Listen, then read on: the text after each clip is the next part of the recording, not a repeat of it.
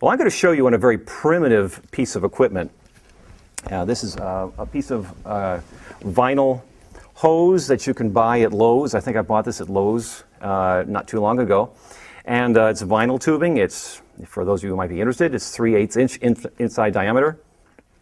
But basically, when you take a mouthpiece and you put it in a length of tubing, it'll resonate on certain notes, and I'll show you how that works. Here's a mouthpiece alone. But when you put it in a piece of tubing, it comes out about like this.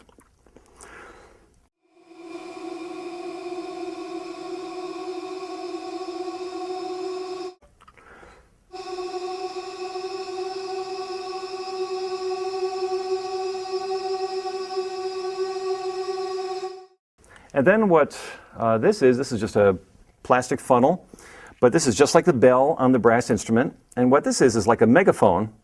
It actually takes that same sound and makes it louder. Nie wygłupiaj się, nie jestem królewną, ponadto nie całuję cudzoziemców. O kurwa, stara klocucha tu głos podkłada.